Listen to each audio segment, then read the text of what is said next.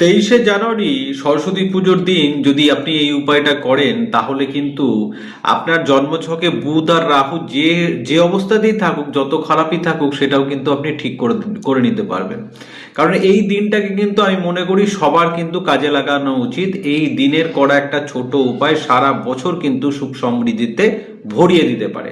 সেজন্য কি করতে হবে? অবশ্যই সরস্বতী পুজোর দিন সর্বপ্রথম আপনাকে যেটা করতে হবে সেটা হচ্ছে হলুদ রঙের বস্ত্র আপনাকে পরতে হবে। যে পোশাকই আপনি পরুন সেটা যেন অবশ্যই হলুদ কালারের হয়। হলুদ কালারের পোশাক অবশ্যই সকালবেলা আর্লি মর্নিং স্নান করে হলুদ রঙের পোশাক পরুন। দ্বিতীয় হচ্ছে বাচ্চাদের পড়াশোনার যে সমস্ত জিনিসগুলো, সে খাতা, পেন, পেন্সিল, যে কোনো পড়াশোনার আইটেম আপনি যদি কোনো বাচ্চা ছেলে মেয়ে তাদেরকে ডোনেট করতে পারেন, দিতে পারেন, কিনে দিতে পারেন, দান করতে পারেন, তাহলে কিন্তু আপনার জন্য খুব ভালো।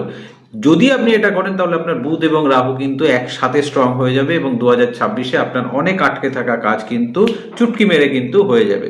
আর তৃতীয় কথা হচ্ছে অবশ্যই এই দিন মা সরস্বতীকে হলুদ মিষ্টি বা মানে যে কোনো হলুদ মিষ্টি কিন্তু আপনি মা সরস্বতীকে নিবেদন করতে পারেন। আর 4 নম্বর হচ্ছে মন্দিরের পুরোহিত মশাইকে আপনি কিন্তু কোনো হলুদ বস্ত্র কিন্তু দান করতে পারেন। এটা করলেও কিন্তু মারাত্মক রেজাল্ট পাবেন, খুব ভালো যাবে আপনার 2026। এবং সর্বশেষ হচ্ছে আপনি যদি গোমাতা মানে গরুকে যদি হলুদ ফল, মানে সেটা কলা হতে পারে, আম হতে পারে, যে কোনো হলুদ ফল যদি আপনি এই দিন মানে 23শে জানুয়ারি বসন্ত পঞ্চমী সরস্বতী পুজোর দিন যদি আপনি গোমাতাকে খাওয়াতে পারেন, তাহলে কিন্তু আপনি সারা বছর সুখ সমৃদ্ধিতে থাকতে পারবেন। আপনার অর্থ কষ্ট কিন্তু সহজে আসবে না, অর্থ সমস্যাও কিন্তু আপনার কেটে যাবে। অবশ্যই করুন এই উপায়টা। আর ভিডিও ভালো লাগলে অবশ্যই একটু শেয়ার করে দেবেন।